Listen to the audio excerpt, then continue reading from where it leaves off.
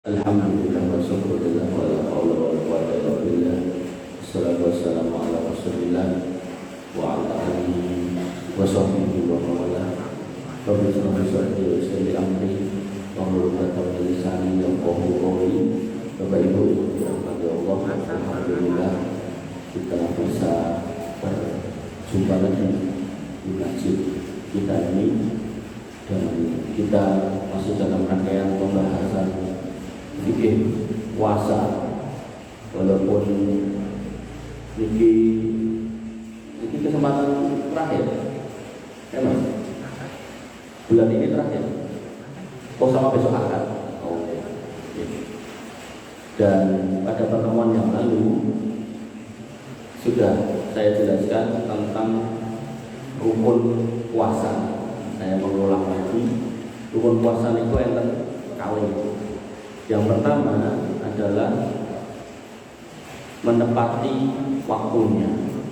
Jadi dimulai dari bulannya, maka di bulan Ramadan waktu hariannya dari sejak terbit fajar sampai tenggelam matahari.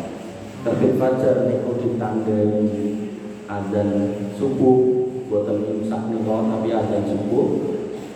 Tenggelamnya matahari ditandai dengan azan maghrib. Niku rukun pertama. Rukun kedua, tidak boleh boten angsal melanggar pembatal puasa. Nah, pembatal puasa itulah yang nanti hari ini malam ini saya jelaskan. Nah, Bapak Ibu yang dirahmati oleh Allah Subhanahu wa taala, sebelum menyebutkan pembatal-pembatalnya, maka kita harus tahu syarat pembatal itu menjadi sah untuk dikatakan membatalkan puasa. Yang pertama, kita tahu ilmunya. Jadi kita tahu kalau itu membatalkan puasa. Disebutkan dalam sebuah riwayat, aftorna ala ahdi Nabi SAW yauma ghaibin summa tala'ati syamsu. Kami pernah berbuka di masa Nabi SAW pada hari yang mendung, lalu tiba-tiba muncul matahari. Jadi dalam hadis ini disebutkan bahwasanya Asma binti Abi Bakar tidak tahu nek niku pun apa istilahnya, nek niku dereng wayahe buka ning karena mendung. Jadi beliau menganggap niku pun wayahe. Nek sakniki istilahnya napa nggih? Kaya kados dikaulah, nanti potong banget gitu. Nek zaman dulu kan boten enten mic nggih, tapi boten adzan ya boten pakai ngireng nek jauh dari masjid gitu kan. Maka para sahabat dan sahabiat itu waktu maghrib itu memperkirakan sendiri udah wayahe. Dari situlah kemudian mereka berbuka. Nah, barang buka mendunge lunga, jebule kok ngene betul. Di situ dia tidak batal. Makanya syarat yang pertama benar-benar tahu kalau itu membatalkan, maka akhirnya batal. Kemudian syarat yang kedua, dalam keadaan ingat dan tidak lupa. Nabi mengatakan panasya wa huwa shaimun fa akala aw shariba falyutimma shaumahu fa inna ma atamahu wa saqahu. Siapa yang puasa dalam kondisi lupa, kemudian dia makan atau minum, maka sempurnakan makan atau minumnya. Artinya ketika dengan biasanya ini kita terjadi di awal-awal Ramadan, refleks bangun tidur, misal subuhan letak mungkin terus ungu, begitu bangun nyandak toyo, pemenang jadi turang teh nopo kopi di bawah. Biasanya ngeteh nopo kopi nenjing langsung sahur. Nah, maka kalau memang benar-benar lupa, maka jenengan begitu ingat niku tindak berhenti dan dilanjutkan puasanya. Nah, dalam kasus makan, misal yang di mulut itu masih ada, gampangannya tesih ngunyah, terus emutan atau nuwun gitu, maka harus dikeluarkan. Tidak boleh kemudian dilek gitu. Kalau ingatnya pas masih ngunyah, tapi nek ingatnya pun dilek nggih pun betul napa-napa. Jadi ketika lupa itu juga belum bisa menyebabkan batalnya puasa. Dan apa istilahnya? Dan itu harus jujur. Kadang enten kiai mangan wareg gitu, kok mangan lali kok. Padahal aslinya orang gitu. Pokoknya ibu gitu. Kemudian yang ketiga, nomor 3, berdasarkan keinginan sendiri bukan dipaksa. Nabi bersabda, innallaha wada'a ala ummatil khata' wa nisyan wa mastukrihu alaih. Sesungguhnya Allah menghapus dari umatku yaitu dosa ketika mereka dalam keadaan keliru, lupa atau dipaksa. Dipaksa itu contohnya misal dengan ada saudara atau putra misal sekolah di sekolahan yang mayoritas non muslim. Nah, terus akhirnya dibully karena koncone gara-gara poso. Akhirnya dipaksa moka. Tangan ramalan tangan pemilu gitu. Maka dalam kondisi seperti itu dia ketika makan dia enggak batal puasanya. Tapi nek sing ngancem wis lunga kok tambah cukup gorengan lan sak piturute ya. Iku nggih batal sejak itu. Sejak dipaksa, posisi dipaksa dia enggak batal. Tapi begitu yang maksa atau unsur terpaksanya sudah hilang, kok cek terus batal. Atau kontrolnya mau ngejak dari orang maksa, melurah tak jajake. Nah ini kan nggak maksa, bisa milih antara melu atau orang kan gitu. Kok pilih melu ya batal. Jadi syaratnya itu. Nah dalam fikih Syafi'iyah yang ditulis oleh Imam Abu Suja, beliau menyebutkan, jadi pembatal itu banyak, tapi dalam fikih Syafi'iyah kan sedoso, minimal sedoso. Nah beliau menyebutkan yang pertama walladzi yuftiru bihi shaim asharatu asya'in. Yang menyebabkan batalnya orang puasa itu enten 10. Nah saya ulangi ya, rukun puasa harus menjauhi pembatal dan harus menepati waktunya. Nek cara bulane nggih Ramadan, cara waktunya dari terbitnya fajar sampai tenggelamnya matahari. Jadi satu nih fajar, satu nih matahari. Nanti akan mau keliru dari terbitnya matahari sampai tenggelamnya matahari, itu keliru. Nah, maka di sini disebutkan pembatalnya ada 10. Nanti dalam kitab lain ada tambahannya. Yang pertama, mawasala amdan ilal jauh. Apa saja yang masuk ke tenggorokan. Di sini nggak disebut padat atau cair, berarti semuanya.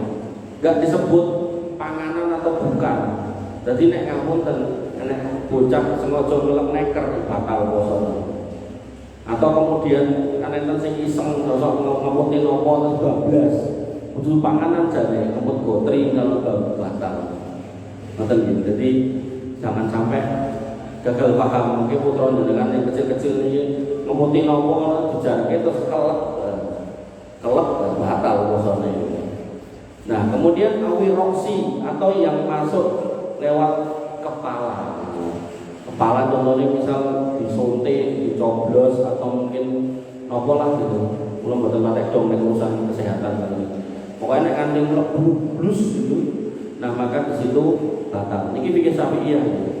Kemudian wal huknati fi ahadis sabilain.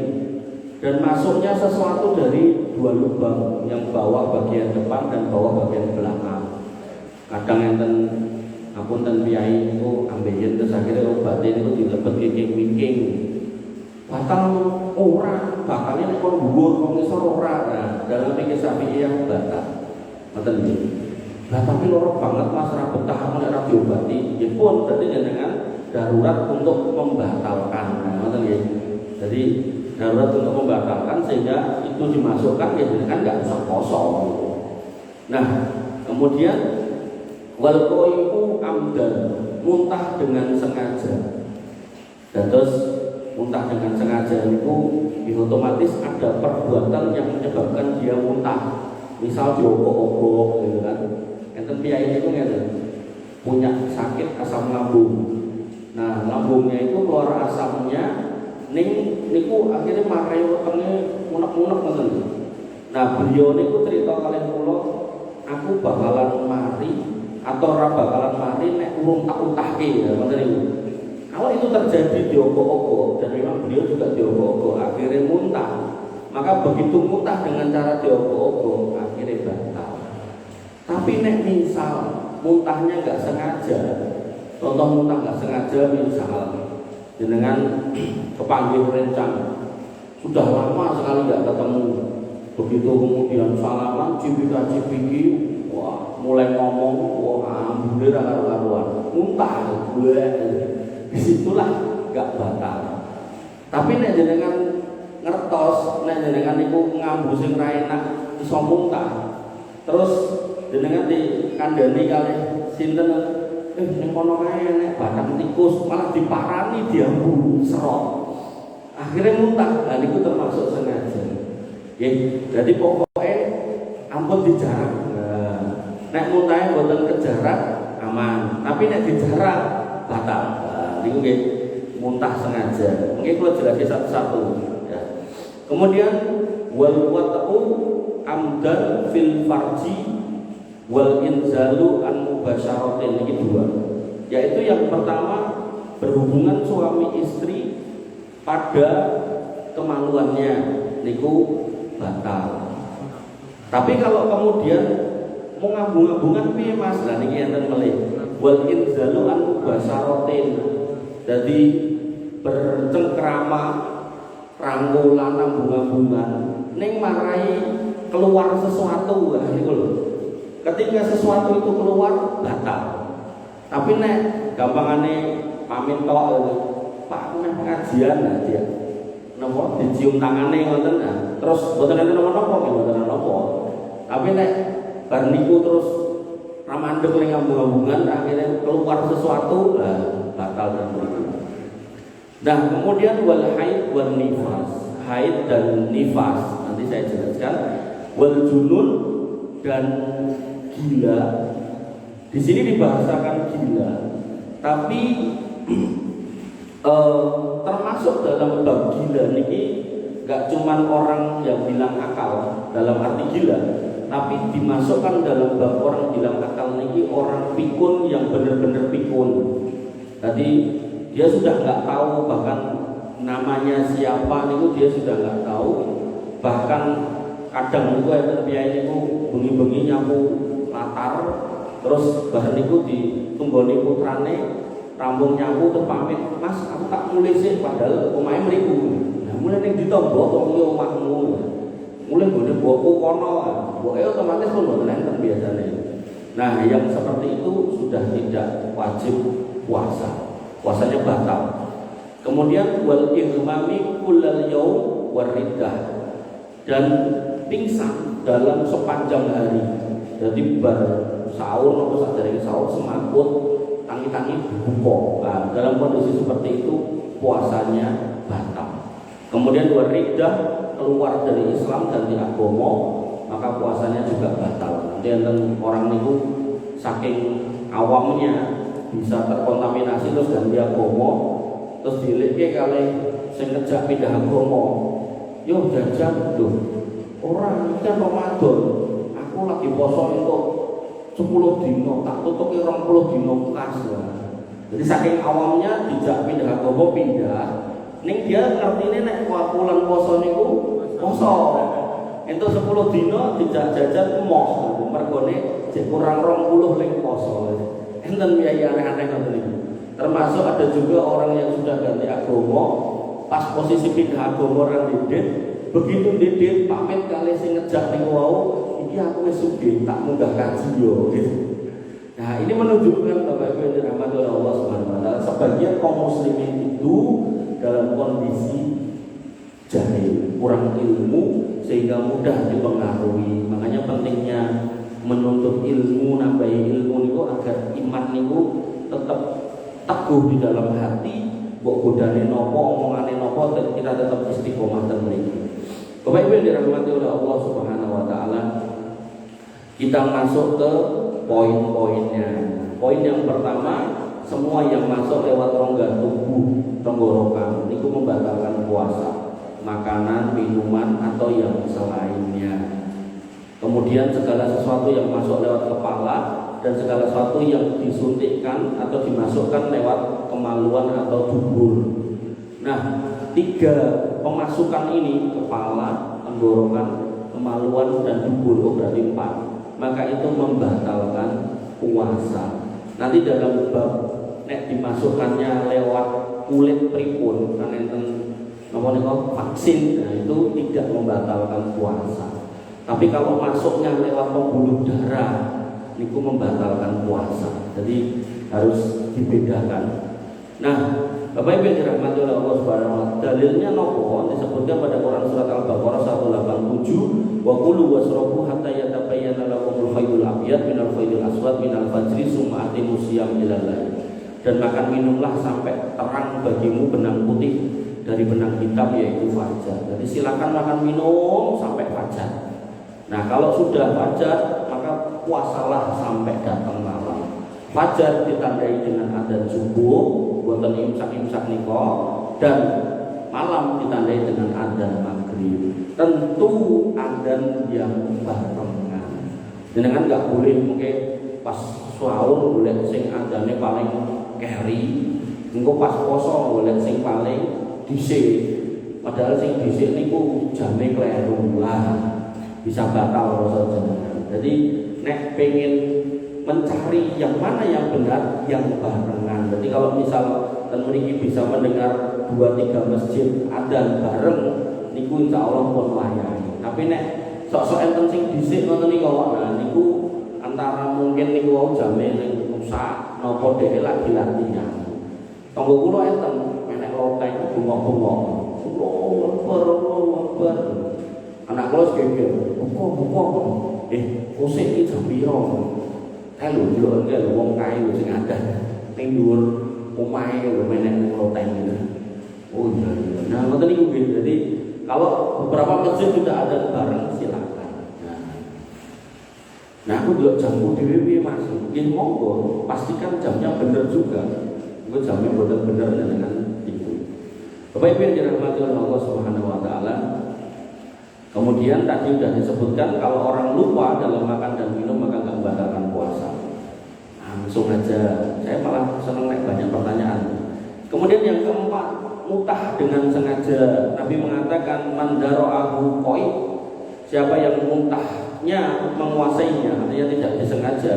Wahwa so'im, dan dia puasa, walesa alaihi qodok, dia nggak wajib qodok. Wa inis takoa, tapi kalau dede berusaha membuat muntah dirinya, fal yakni, maka bayarlah atau tunaikan qodoknya. Dan dikatakan oleh Ibnu Mudir dalam kitab Al-Isma' wa asma'u ala ibtali shaumi man istaqa'a amdan. Para ulama sepakat orang yang membuat dirinya muntah maka batal puasanya. Nah, kemudian yang kelima, menggauli istrinya. Para ulama juga sepakat tentang ini, kalau orang yang berhubungan suami istri di bulan puasa siang hari hukumnya haram. Dan disebutkan tentang perbuatan itu menyebabkan dosa dan dosanya harus ditebus. Penebusnya disebutkan dalam sebuah riwayat yang panjang. Datang seorang laki-laki kepada Nabi SAW dan dia mengatakan, ya Rasulullah, halaktu, sudah binasa saya. Qala, kata beliau, malaka, enek opo. Qala waqatu ala imro'ati wa ana sha'imun, aku habis menggauli istriku sedangkan aku puasa. Faqala Rasulullah SAW, hal tajidu raqabatan tu'tikuha, apa kowe duwe budak sing iso mbok bebaske. Jadi untuk menghapuskan dosanya itu harus membayar kafarohnya atau penebusnya. Yang pertama bebaskan budak. Kemudian yang beliau mengatakan, lah boten ya Rasul. Qala, Nabi kemudian mengatakan, hal tastatiu an tasuma sahraini mutatabiyain, kowe sanggup poso 2 wulan berturut-turut ora? Qala, kata orang itu, lah boten. Faqala, kemudian Nabi mengatakan, fal tajidu it'ama sittina miskina, mampu ngasih makan 60 orang miskin? Qala, kata beliau, lah. Kemudian famakasa Nabi SAW, kemudian Nabi SAW diam. Kemudian fabaina nahnu ala dzalika utiya Nabi sallallahu alaihi wasallam bi araqin fiha tamrun. Kemudian Nabi datang dengan membawa sekeranjang kurma. Wal airaqu al miktalu qala aina sa'il. Kemudian Nabi bertanya, mana yang bertanya tadi? Sing duwe masalah tadi mana? Kemudian dia menjawab, ana, saya ya Rasul. Qala, kata Nabi, khud fatasoddaq. Ini kurma sak keranjang sedekah. Jadi dia suruh bebaskan budak nggak punya duit, suruh puasa 2 bulan berturut-turut nggak sanggup, suruh ngasih makan 60 orang miskin dia juga nggak punya. Terus Nabi mensedekahi nyoh ini kayak wong ra duwe dumen swidak wong kuwi mau. Nah, kata dia berkata di sini, apakah orangnya harus akla afqara minni, lebih parah kemiskinannya daripada aku ya Rasulullah? Fa wallahi ma baina la abataiha yuridu al-harrataini ahlal bait afqar min ahli bait. Teng kota mriki, daerah mriki, kampung mriki, gak ada sing luwih parah kemiskinannya daripada saya. Mulai wis paling ra duwe gitu. Nah, kemudian Nabi pun tertawa. Fatuhikan Nabi SAW, Nabi pun tertawa hatta badat anyabuhu, sampai gigi taringnya kelihatan. Faqala, dan beliau bersabda, atimbu ahlaka, ya wis kono mulai kayak anak bojo. Ini menjadi dalil bahwasanya orang yang menggauli istrinya itu kena dosa, dan dosanya harus ditebus dengan membebaskan budak. Kalau nggak ada maka dia harus berpuasa 2 bulan berturut-turut. Kalau nggak ada maka memberi makan 60 orang miskin. 60 orang miskin niki bisa 1 orang ping swida.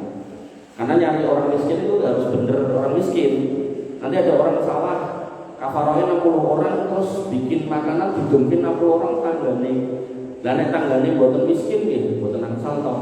Misal sing omahe saya niku griyane saya putih itu dengan KI mboten angsal kan niku.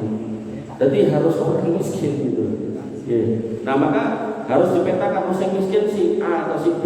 Ternyata cuma 1 atau 2. Dan ini ku pengen supaya 60, ya berarti masing-masing 30. Dan bisa bentuk matang, bisa bentuk mentah. Nek matang ya berarti makanan siap makan.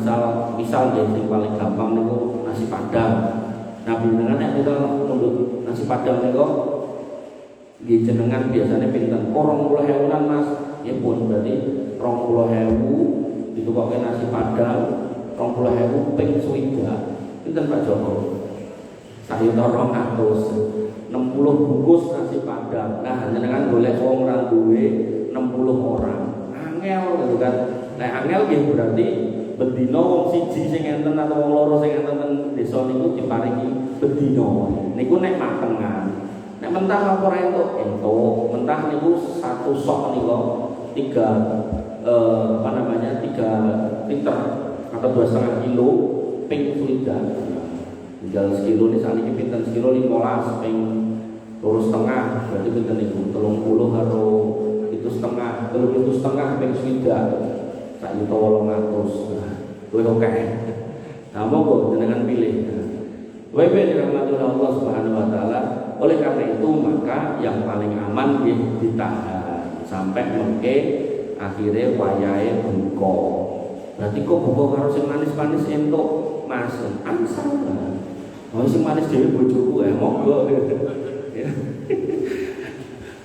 Kemudian yang ke-6 keluar mani ya ketika bercumbu bermesraan kali garwa. Nek kali garwa batalke poso apa meneh kali boten garwa.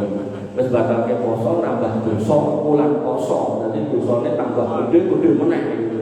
Pun wah full nih. Makanya ini harus hati-hati.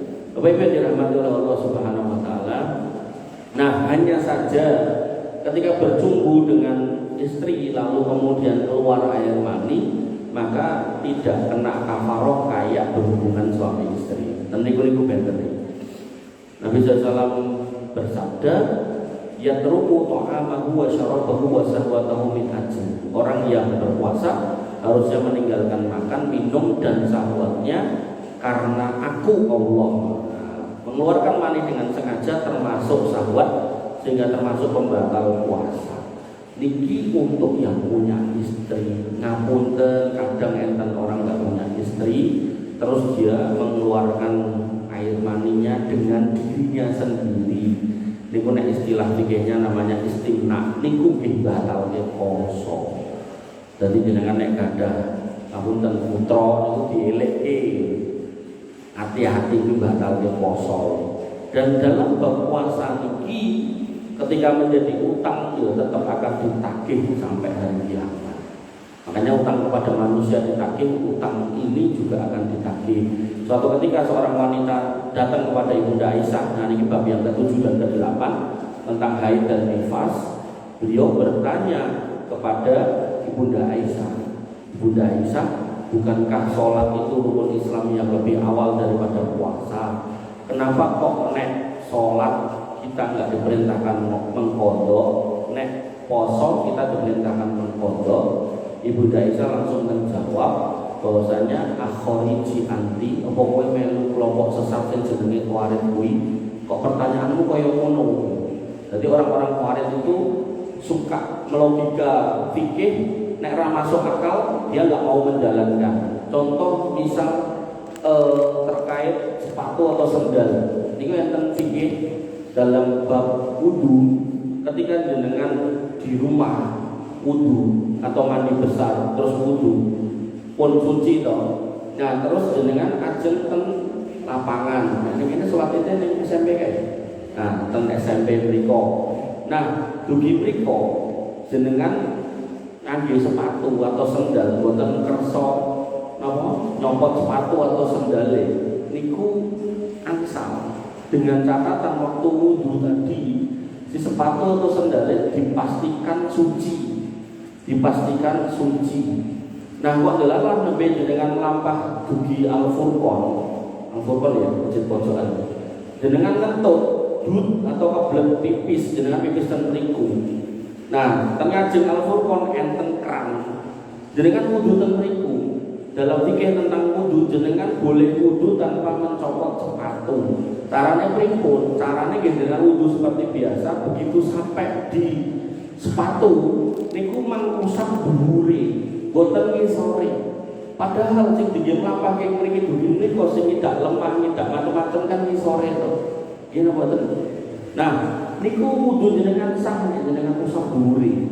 Nah, nek jenengan ragu ngisore tidak kotoran misal kelek kucing kelek nopo jenengan dalam fikih tinggal mengosok-ngosokkan ke tanah yang suci minimal 3 kali maka itu sudah suci. Terus jenengan ten lapangan SMP niku namung gelar sejadah, namung sejadah saat ini cilik-cilik to.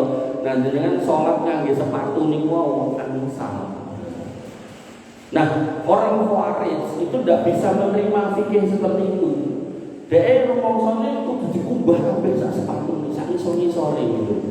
Nah, sehingga Imam Ali pernah mengatakan kalau sekiranya agama kuwi kudu masuk akal sik lagi iso mbok tampa kudune nusap sepatu kuwi isore ora dhuwure. Nah, makanya dalam bab fikih tentang wanita haid dan nifas, wanita itu bertanya, bukankah sholat itu lebih dulu dalam rukun Islam daripada puasa? Kok yang sholat gak disuruh mengkodok, sing poso kok suruh mengkodok? Ibunda Aisyah mukanya berubah dan kemudian mengatakan akhoriji anti, apa ini Khawarij?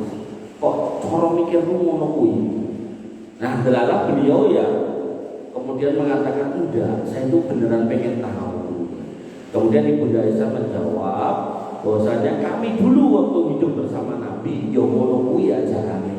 Nek wong haid nifas sholat ditinggal gak usah dikodok, tapi nek poso wong haid nifas gak poso, tapi begitu sudah gak haid dan nifas disahur, dikodok itu disahur.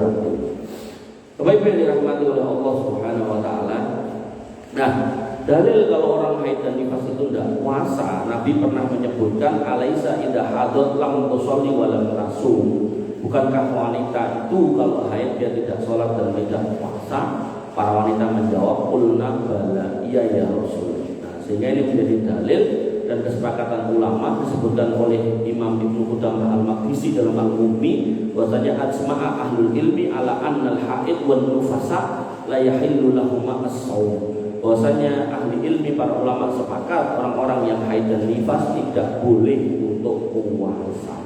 Jadi nek poso ya malah dosa. Ngoten ya.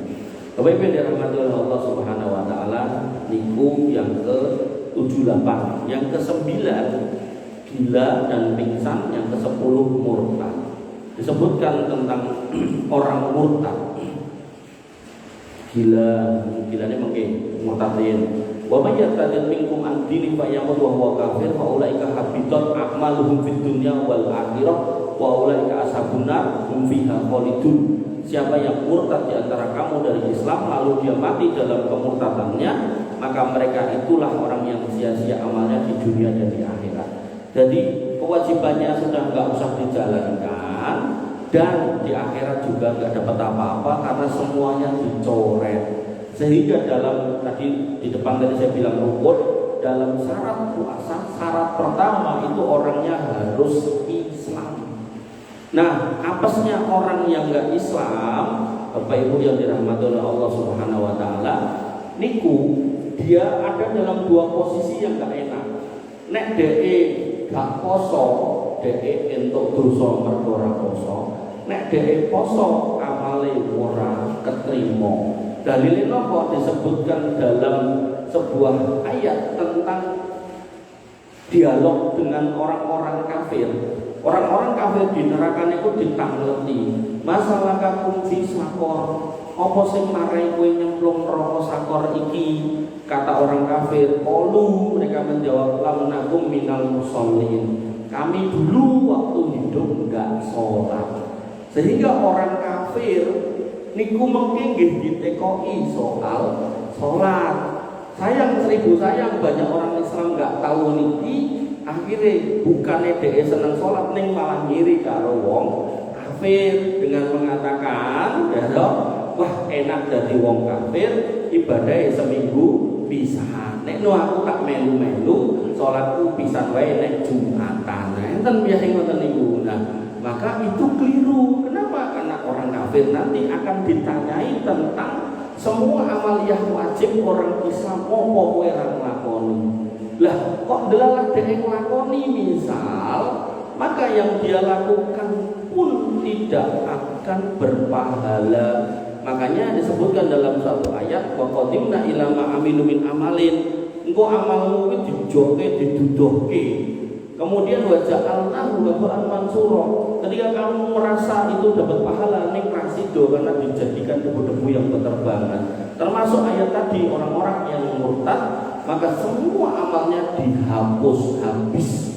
Di situ maka orang kafir itu kondisinya menyedihkan. Jane kon ngamal, ning nek gak ngamal mengke ditekoi, wong ngamal nggih ra kanggo. Kan ra penak kabeh niku. Nggih, Bapak Ibu dirahmati oleh Allah Subhanahu wa taala.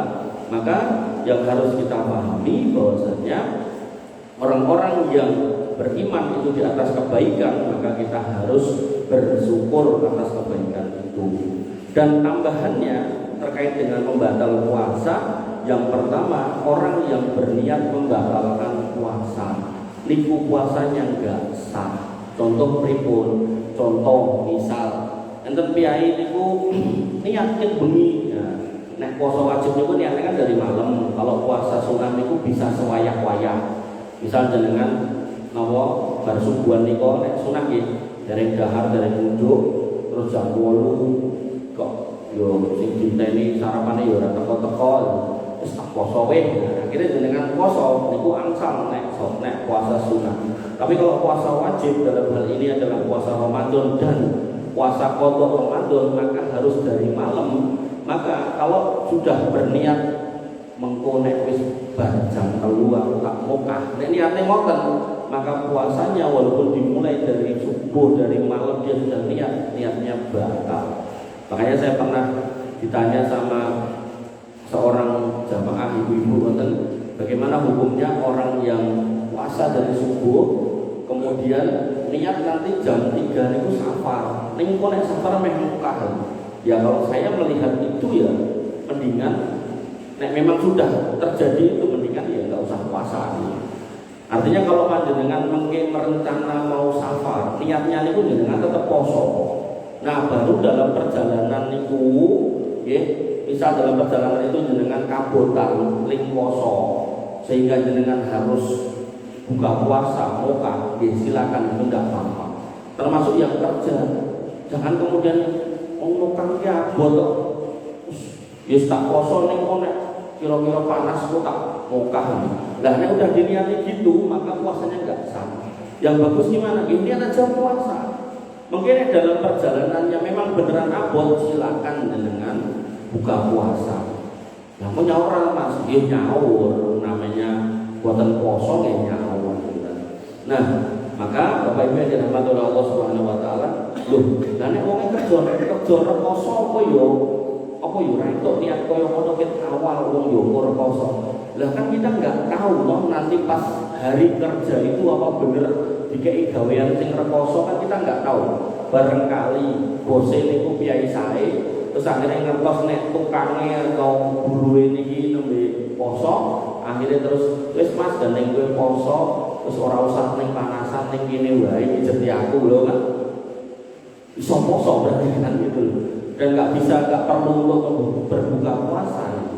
Oleh karena itu maka Bapak Ibu yang dirahmati oleh Allah Subhanahu wa taala, seorang yang berpuasa jangan berniat membatalkan puasa. Nek sudah berniat maka puasanya batal. Kemudian yang tidak termasuk pembatal puasa tapi mengurangi kadar puasa. Jadi pembatal puasanya sampun. Itu yang disepakati oleh ulama. Kemudian yang termasuk tidak membatalkan puasa niku berbohong. Berbohong ini ku puasane boten batal ning gandarane kelong. Kemudian selanjutnya mencelup seluruh kepala ke dalam air. Jadi misal panas banget bujukan. Selama nggak ada yang masuk ke dalam dirinya maka puasanya sah. Makanya nek memang panas banget dengan aja kungkum angsal. Renang piye Mas? Renang jane nggih angsal. Mung kadang dalam proses renang niku kadang yang penting kelebon mriki, maka khawatirnya kebatalkan mendingan renang niku ditunda mawon. Kemudian mulai niki. Nah, kemudian disebutkan bahasanya orang yang dengan sengaja menghirup asap, baik itu asap rokok maupun asap yang lain. Nah, maka dibedakan antara menghirup asap dengan merokok. Nah, menghirup asap tidak membatalkan puasa. Misalnya dengan lewat nopo istilahnya bakul sate, kebul. Nah, yang dengan boten mandek ten niku suwe, kowe mau lewat maka enggak batal. Tapi kalau merokok, maka itu dalam bahasa Arab niku surbud dukhon. Surb niku minum, dukhon niku kelo, ngombe kelo. Jadi sudah dibahasakan ngombe kelo. Karena bahasanya sudah ngombe kelo, maka itu membatalkan puasa. Nah, terus mulai ini. Nah, termasuk tidak membatalkan puasa adalah tetap dalam keadaan junub hingga fajar. Disebutkan oleh Bunda Aisyah dan Ummu Salamah radhiyallahu anha, karena yudrikuhul fajru wa huwa junubun min ahlihi tsumma yaghtasilu wa yasum. Bahasa Nabi SAW memasuki waktu subuh sementara beliau sedang dalam kondisi junub karena berhubungan dengan istrinya, kemudian beliau mandi dan berpuasa. Terus ketika seorang laki-laki dan seorang perempuan dalam posisi junub, laki-laki karena berhubungan dengan istrinya, perempuan ya mungkin karena berhubungan dengan suaminya atau karena habis haid atau nifas. Jadi misal jam 4:04 udah bersih gitu kan, maka dia harus mandi sebenarnya. Delalah mungkin karena harus sisah-sisah atau apa, terus adzan subuh. Maka ketika dia adzan subuh masih posisi belum mandi, maka puasanya sah untuk dilanjutkan. Nah, ning karena harus sholat subuh, maka seyogyanya nggih kedah dang silam. Jangan nanti-nanti. Karena nanti-nanti kan nanti bablas. Bapak Ibu dirahmati oleh Allah Subhanahu wa taala. Nah, ini terkait suntian tadi yang saya sampaikan. Suntian itu ada dua. Suntian yang terkait dengan nutrisi dan suntian yang enggak terkait dengan nutrisi. Suntian yang sifatnya mengeluarkan darah itu enggak membatalkan puasa. Kan ada cek darah gitu. Nah, itu enggak membatalkan puasa. Pripun? Mungkin akan bekam insyaallah. Nah, suntian itu. Nah, tapi kalau suntiannya ini terkait dengan nutrisi, maka di situ membatalkan puasa. Jadi misal infus seperti itu. Nah, kemudian terkait dengan bekam. Bekam itu ada dua tahap. Nabi pernah melarang dan kemudian Nabi pernah membolehkan. Nah, melarang dulu baru kemudian membolehkan. Nah, kenapa pernah dilarang dan kenapa pernah dibolehkan? Waktu dilarang Nabi belum tahu itu efeknya apa. Begitu kemudian tidak berefek, baru kemudian Nabi membolehkan. Ini menjadi dalil nek jenengan ajeng bekam itu boleh dengan catatan. Niku nggak menurunkan, nggak membuat jenengan ngedrop. Ini dikiaskan dengan donor darah. Jadi jenengan nek poso ajeng donor darah boleh selama nggak marai ngedrop. Tapi nek bar niku jenengan telinga boten saged melampah akhirnya muntah-muntah, maka dalam kondisi seperti itu hukum bekam dan donor darah enggak boleh. Tapi nek transfusi darah menerima, maka itu batal puasanya. Betul gitu. Nah, ini darurat tapi poso pengen poso. Dan nek darurat ketemu darurat dan wajib, maka dahulukan daruratnya, wajib ditinggalkan. Al-masaqatu tajribut taysir. Ketika muncul kondisi darurat, maka hal yang bersifat mengejar pahala ini bisa ditinggalkan dulu. Artinya kalau ada biaya poso kecelakaan butuh transfusi darah, dia ditransfusi mau mergo aku jek poso gitu. Lah nek niku ditunda mengke malah sedo, maka tetap harus ditransfusi, orangnya suruh batal. Jadi niku fikih. Artinya seseorang itu boleh membatalkan ibadah wajibnya ketika bertemu dengan mara bahaya. Bapak Ibu yang dirahmati oleh Allah Subhanahu wa taala. Tapi nek masuknya lewat kulit itu tidak membatalkan puasa. Termasuk misalnya dengan putrine ditindik kupinge niku mboten batalkan puasa.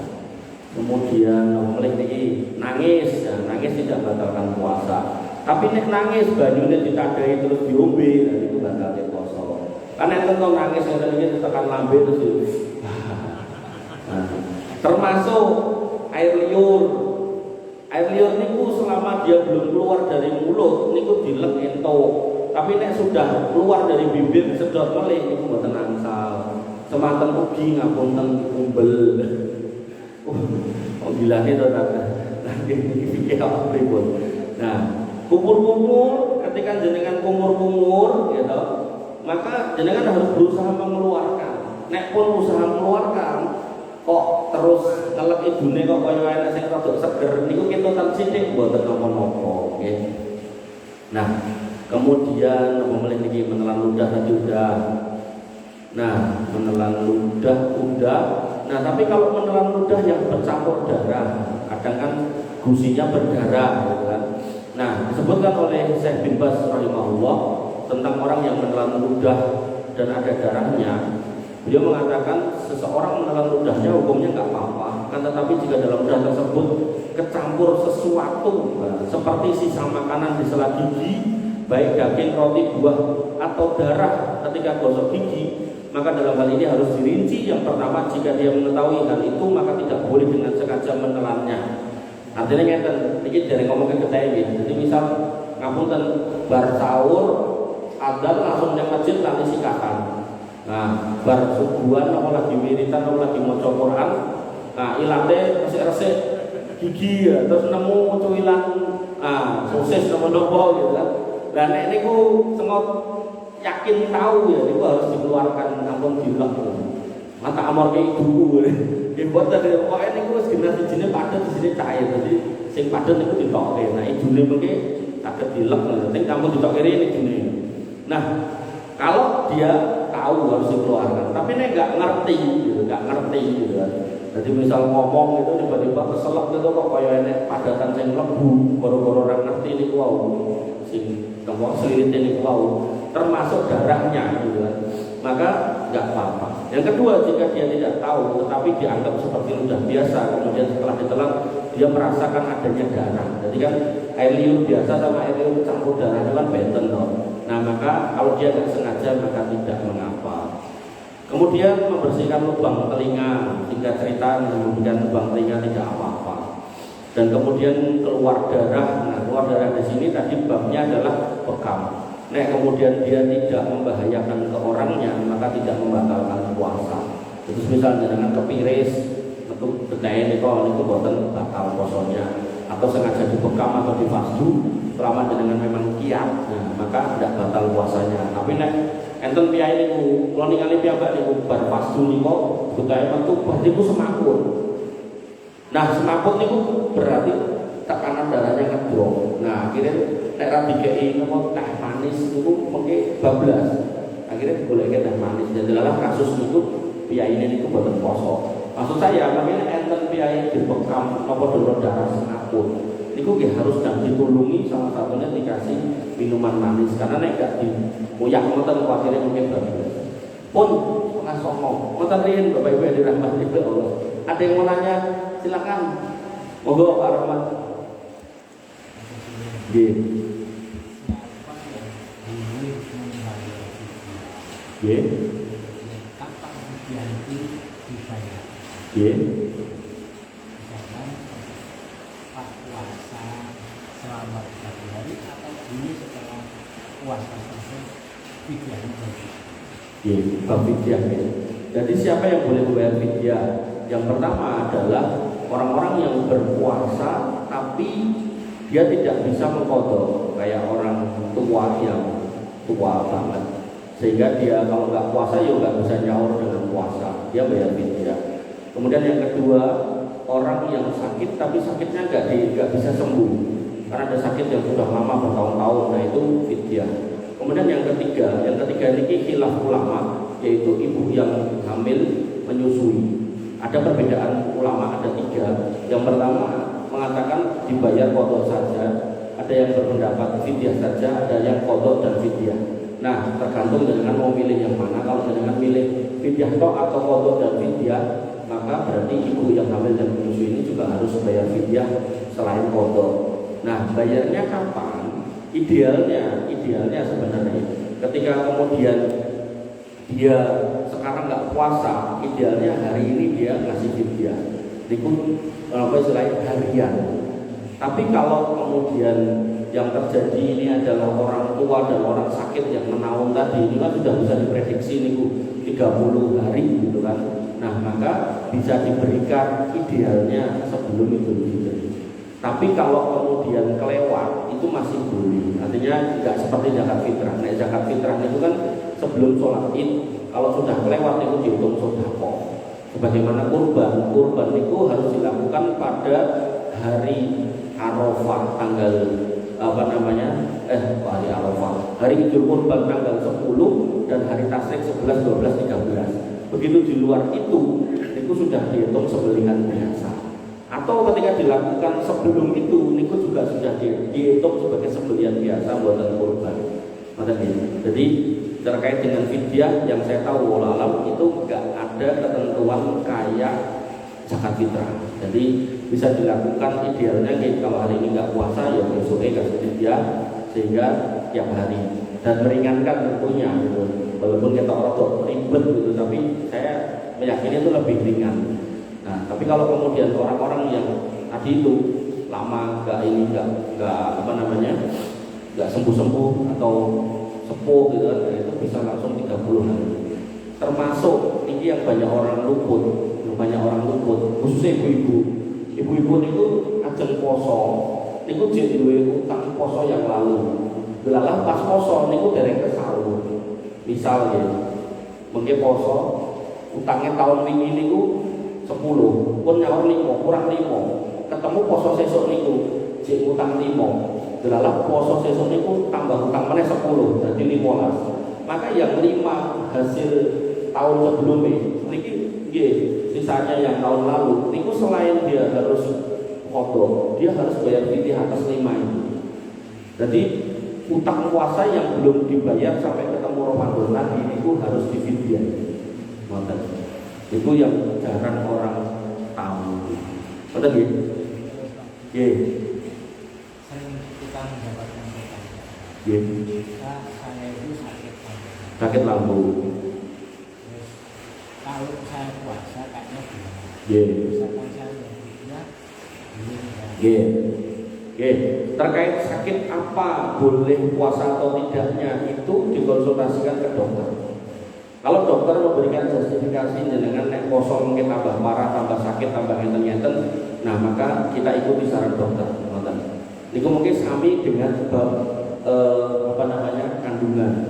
sebuah janin itu bisa digugurkan atau tidak kembali kepada dokter. Kalau dokter mengatakan ini nek dipertahankan membahayakan ibunya, maka boleh digugurkan, maka di situ hukum syariat ikuti. Tapi nek digugurke goro-goro rong nikah atau apa, nah itu nggak boleh.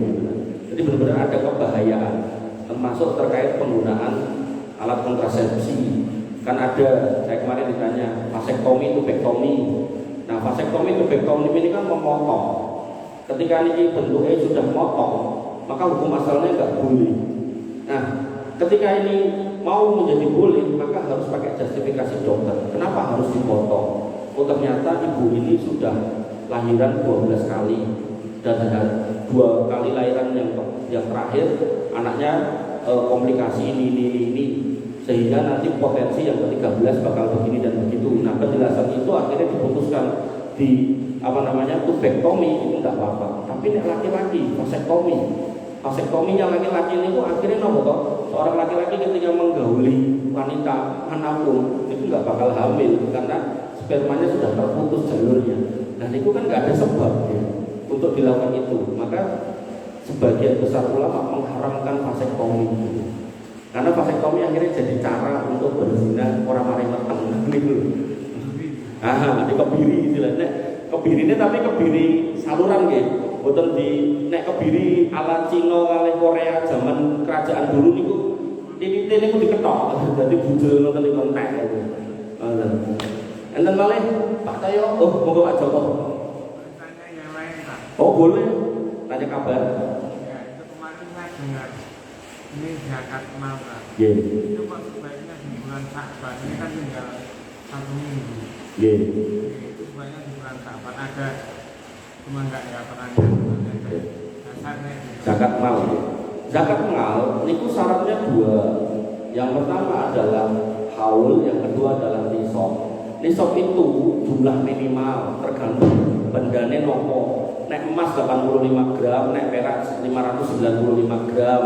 Terus nek duit niku disetarakan dengan harga emas, harga perak 595 gram niku nek sakniki kira-kira sekitar 14.875.000. Nah, ketika jenengan punya itu dan tertahan selama setahun, maka niku keluar zakat malnya. Zakat malnya 2,5%. Nah, setahunnya tahun Hijriah. Tahun Hijriahnya dimulai dari mana? Dimulai dari jenengan duweni duit kali emas niku wae. Nek jenengan misal gadai emas niku kit Ramadan, berarti mungkin metu zakate Ramadan meleh. Nek jenengan duweni Saban, metune Saban meleh. Jenengan duweni Muharram, berarti metune mungkin Muharram meleh. Jadi enggak harus Saban. Nek tukune pas misal di bulan Rajab yang lalu jenengan mundur emas 2 kilo, ya berarti wajib zakatnya bulan kemarin. Sekarang udah 12 bulan ngoten. Jadi enggak harus kalender Hijriah, bukan kalender Masehi. Kalender Hijriah bukan Masehi. Ngoten nggih. itu yang diberikan Pak. Misalkan tidak ke Najis atau Basnas, kita berikan ke warga sendiri, itu boleh Pak. Enggak apa-apa. Jadi yang ideal memang kita memberikan ke kiri kanan. Makanya yang namanya sedekah itu yang terbaik itu ke orang paling dekat, tetangga terdekat, saudara terdekat, apalagi tetangga kita, saudara kita. Karena nek jenengan kasih Basnas, jenengan kasih Basnas, niku belum tentu niku tetangga jenengan kedataran niku. Nah kecuali konstruksi kampung jenengan niku kados Pondok Indah niku, Pondok Indah Jakarta, sugih-sugih, dikek tanggane yo kula nuwun wae yo mungkin jero ora krungu kok omahe saking gedene. Nek ngoten niku memang paling aman goleki kontak Basnas, Lazismu nopo-nopo dan ditransfer rampung gitu kan. Tapi kalau kita lihat sebelah rumah kita niki rondo terus tuwa dhewean atau sing ten medsos ningali rondo tuwa dhewean uto. Dadi ngenteni Pak Polisi ngeteri panganan. Nek ra diteri niku mau ngombe banyu putih nganti 3 dina ora mangan gitu kan. Wah, akhirnya jenengan dugi kula kon ngentosi 3 dina kula boten mangan lho. Nek ngoten niku kanggo jenengan, wah dolim nek jenengan kirim ten Basnas. Niki pendapat saya.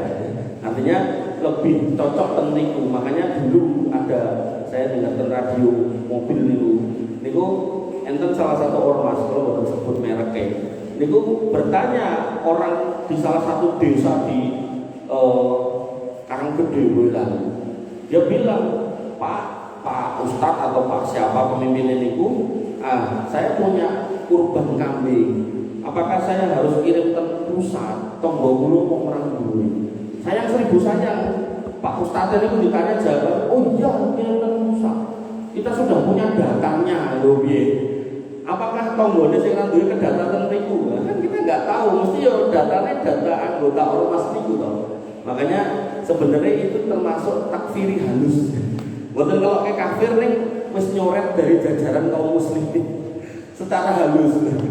Niku hati-hati dengan niku. Artinya ketika ormas kita model ngoten niku ya kita harus mengkritisi. Jangan sampai kita pokoknya boten ormas sebenarnya boten. Kalau memang dengan lewat ormas tetangga kita sudah kedata, alhamdulillah. Ngoten ya. Kalau yang provinsi kan sifatnya sudah diminta, nah tapi yang sertifikasi kan belum. Jadi ya, kalau gini, ini berarti zakat mal gaji.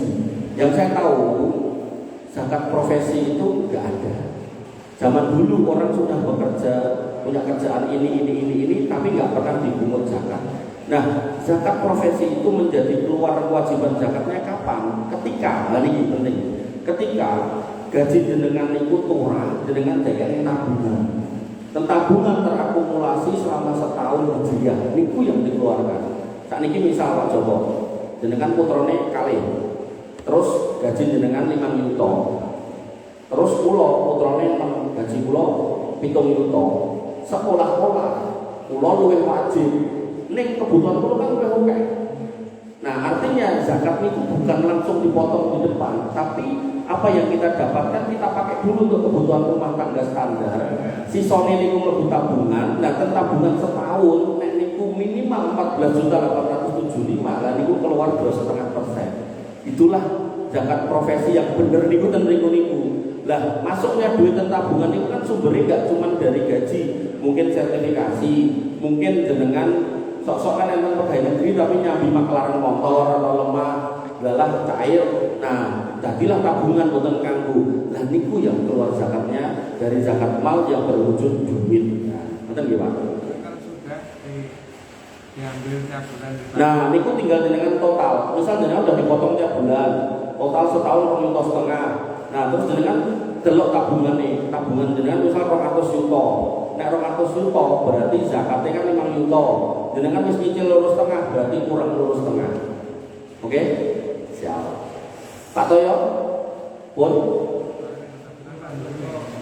Berapa? Oh nyambung Pak Joko. Gini. Berapa dulu? Jadi bukan dari penghasilan yang nominalnya. Bukan. Dari sisa. Sisa setelah digunakan untuk kehidupan sehari-hari. Niku, artinya gini, kalau jenengan sudah nyicil dengan dipotong di muka, nah tinggal saat ini tabungan jenengan niku tabungan jenengan pinten ngoten. Misal jenengan kata Pak Joko wau kok dipotong per bulan totalnya 2,5 setahun. Ternyata tabungan jenengan misal tabungan jenengan 200 juta wau. Jenengan punya kewajiban zakat ternyata 5 juta. Pun ketoknya 2,5 ya kurang 2,5. Jadi jenengan tinggal ngitung melih mengurangan. Nah kok kemudian ternyata jenengan tabungan jenengan posisinya cuma 50 juta. Berarti nek 2,5 cuma 1.250. Berarti 250 niku berarti jenengan netokke 2,5. Berarti kan jenengan luwihan dan jenengan ikhlas aja 1.250 insyaallah dihitung sebagai sedekah pun wonten mawon. Berarti penghasilan belanjakan. Dia tidak punya tabungan. Nggih. Enggak keluar zakat. Ya kados kula niku Pak Joko putrane kalih 5 juta turah. Lah kula 7 juta entek arep zakate napa? Ngoten kan? Dadi nggih pripun? Salat nggih pripun? Terus napa? Masih ganjel. Ayat sabda. Nggih. Ya itu caranya bagaimana gitu? Caranya Surat ada sabdanya. nggih. Setelah duduk, sujud lagi. Loh, buatan no. Kan posisinya kita berdiri toh Pak. Nah, ketika berdiri kita mau niku Al-Fatihah terus surat. Nah, begitu surat sampai pada ayat as-sajdah gitu kan. Wa idza quri'al Qur'an misalkan al-alaq niku wasjud waqtarib. Nah, kemudian kita sujud sajadah. Allahu Akbar langsung. Boten ngangge rukuk langsung. Pun rampung terus maca doa sujud subhana rabbiyal a'la wa bihamdi atau yang lainnya terserah jenengan. Nah, ping 3 subhana rabbiyal a'la itu terus jenengan ngadeg melih apa? Allahu Akbar. Sudah kemelih. Nah, dia berdiri langsung. Nah, karena tadi wajib waktu itu ayat terakhir, maka otomatis jenengan Allahu Akbar rukuk baru rukuk sampai Allah liman hamidah. Itu kurang dawa bro. Narik. Ngapunten. Ngoten. Jadi Allahu Akbar sampai Allah liman hamidah. Melanjutkan sujud doa biasa. Niku nek ayate nek ayate enten sambungane dilanjutke. Ditetoke ayat tutukane niku sampai rampung. Nah, mungkin terus Allah Akbar, rukuk, sujud dan seterusnya. Atau ayatnya enggak dilanjutkan? Ya enggak apa-apa, langsung rukuk, sujud dan seterusnya. Barangkali ayatnya kan ayat panjang terus itu tengah-tengah, itu terus benar dari kayak terakhir benar apa? Ini niku berpotensi malah bingung. Wong kadang ditutup kayak bingung. Atau ditambah sedikit. Lagi makanya ditambah 2 atau 3 ayat ini.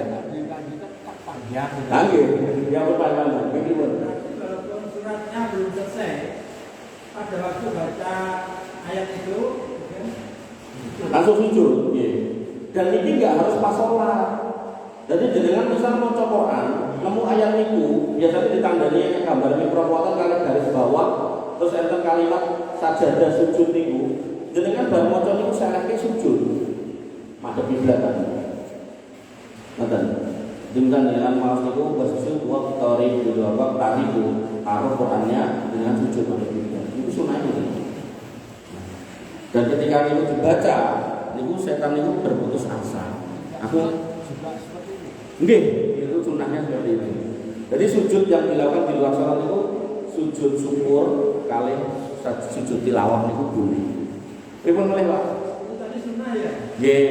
Kalau kita Enggak apa-apa. Berarti lakukan.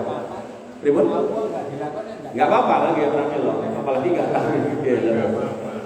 Nah, ini ada pertanyaan guru-guru zakat nih. Zakat perdagangan bagaimana? Nah, ini ada pertanyaan nih. Nek zakat perdagangan Pak, rumusnya enten nek zakat perdagangan misal dengan bakul. Nah, napa sing enten stok dengan ten toko niku wis simpen setahun dihitung, terus ditambahi piutang jenengan. Piutang niku dagangan sing dituku wong nek harus dibayar. Nggih. Kemudian ditambahi duit cash yang ada di laci jenengan atau dompet jenengan atau di rekening jenengan. Nah, terus dikurangi utang. Nah, sisone niku nek lebih dari 14.775 maka dikeluarkan 2,5%. Niki zakat perdagangan wonten rumus. Mungkin nek zakat pertanian benten melih, zakat peternakan benten melih. Insyaallah nanti disambung di apa? Kultum atau di apa itu ahad. Nggih monggo pripun? Bagi penderita masalah yang batalkan Nggih. masalah bagi penderita sak nafas. Kan menghirup inhaler. Ya, Ventolin. Ya, itu sebenarnya pembahasan pun kalau cepat kayak ini, todalnya kira. Niku ndak apa-apa, karena itu dianggap darurat. Kan kadang nek posisi serangan itu nek randang dipulungi bisa 12. Terus secara jumlah itu juga sedikit, terus tidak dimaksudkan untuk menambahkan stamina tubuh, tapi memang untuk membuka saluran nafas itu. Jadi memang ada khilaf ulama, tapi lebih condong atau dirojihkan atau dikuatkan pada yang membolehkan. Karena darurat. Nggih, sholat. Jamaah itu kalau 2 orang. 2 orang. Janjar atau agak belakang. Oke, saat dulu tak jawab tak tekok itu di. Niku nek wong loro, kiwa karo tenan imame kiwa apa tenan? Ya wis, imame kiwa ora perlu untuk kunjul dengan kiwa imame. Dong boten. Kulo takoki, nek wong loro, imame ya apa? Kiwa sama tenan. Iku imame kiwa apa tenan? Kiri kan? Nah, karena imame kiri, apa urgensi untuk kunjul? Iki kulo dari ngomong dalil lho. Dong boten. Dan betul dengan maksud lo, wong loro nek jejer, imamnya kan dinasihati wong, artinya nggak ada urgensi untuk mundur. Apalagi kalau kita lihat dalil nggak ada dalil mundur gitu, betul. Kecuali bingung wong, mana sih dia? Terus dina imamnya dia ya sudah nempel jejer, karena nanti akan ketemu dengan hadis tentang harus merapatkan sholat. Nah makanya dulu ada orang yang nggak tahu sebelum fikih itu berkembang, namanya awal-awal Islam. Nabi di sini, ada sahabat di sini, ada sahabat yang kedua nggak ngerti, tenriki. Nah kali Nabi, ini dicekel sirai diundur-ke, nah sini dicekel sirai diundur-ke. Nah sehingga ketika ada dua orang ini, kiwo karo tengen, bohong itu jejer, boten nganggo jarak. Itu jenengan harus segera refleks ya imamnya sing kiwo. Sing digeret sing tengen aja sing kiwa digeret. Ngoten nggih. Wonten malih. Oh, piye Mas? Napa? Prioritas. Nggih. Yang benar? Nggih. Jadi yang namanya zakat, Pak, itu tuh khodumin agniyaihim wa turadu ila fuqaraihim, diambil dari orang kaya diberikan kepada orang miskin. Niki banyak salah dalam masjid niku napa? Jenengan nglumpukake zakat fitrah. Misal kula 6 tambah 2 ping 3 24 kilo cemplungke plung. Terus mengke diadahi cilik-cilik didongke neh rata tiap omah. Niku kleru, Pak. Sing bener pripun? Sing ra duwe jenengan nglumpukake. Misal sak kampung niki enten wong 10 berhasil nglumpuk 2 ton. 2 ton niku didum wong 10 wae, ampun didum rata sak kampung meneh gitu. Sehingga yang namanya zakat niku harapane wong sing tadine mustahik berarti kei zakat sesuk kalau ngarep niku pun mampu. Tapi nek didum rata meneh ya wis iki mustahik sesuk mustahik meneh gitu. Apalagi bentuknya zakat mal. Zakat mal nglumpuk akeh didumi 50-50 kabeh wong sak desa. Ya dadi napa niku? Tapi nek misal wong ra duwe nek diklumpukke, wah wong siji kok 10 yuta iso nggo modal to ngarep harapane ora dadi wong ra duwe meneh kan ngoten. Itu lebih sesuai dengan tujuan zakat. Jangan didum rata meleh. Makanya panjenengan yang hari ini diberikan kemampuan ekonomi, nek diteri kali takmir masjid zakat fitrah, ampun jenengan tampi. Moh Mas iki ndongake aku dadi orang duwe. Wong aku cek kuat tuku beras. Ngoten pun bismillah. Wong Allah mengatakan dalam hadis qudsi ana ida doni abdi bi. Aku ki sesuai prasangka umatku. Nek umatku merasangkai dicukupi ya cukup, tapi nek diprasangkai ora cukup ya ora cukup dadi ngoten. Oke? Siap. Enten mulai cekap. Nah kalau zakat fitrah itu kan zakat karena hidup. Artinya kalau dia mampu mengeluarkan ya nggak apa-apa. Tapi kan jadi kan bisa memetakan kebutuhan dia setahun loh. Mungkin dia bisa pakai zakat fitrah nih hasil utang dan dia memang rondo tua. Mungkin dia itu kayak insinyur terus dikayak melihat masjid. Nah dalam kondisi seperti itu makanya itu orang-orang seperti itu harus dituntaskan dalam setahun itu. Kebutuhannya nopo misal ternyata dia ngontrak omah atau ngontrak kamar, terus kontrakannya setahun 3 yuta. Nah ini dari zakat mal dikeke, dari setahun daerah perlu boleh duit ngontrak, terus gumangan anaknya piro rondone niku, anaknya semene butuh piro semene, nah dicukupi dari situ. Jadi kalau itu sudah tercukup maka setahun dia nggak boleh minta-minta atau mendapat bantuan setelah dicukupi. Jadi niku sampai seperti itu makanya. Jane niku dalam ekonomi Islam niku dalam banget, kadang itu banyak orang nggak tahu. Jadi akhirnya gitu. Akhirnya sing ra duwe yo ben taun itu terus mergone nggih model pembagiannya ngoten. Pripun enten mulai? Cekak nggih. Pripun Bu? Nggih pripun?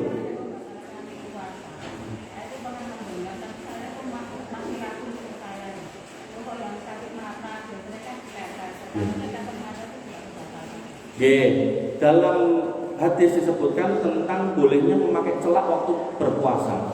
Itu menjadi dalil bolehnya pakai tetes mata. Dan secara ilmu kedokteran, mata dan tenggorokan yang saya tahu nggak ada sambungan ini.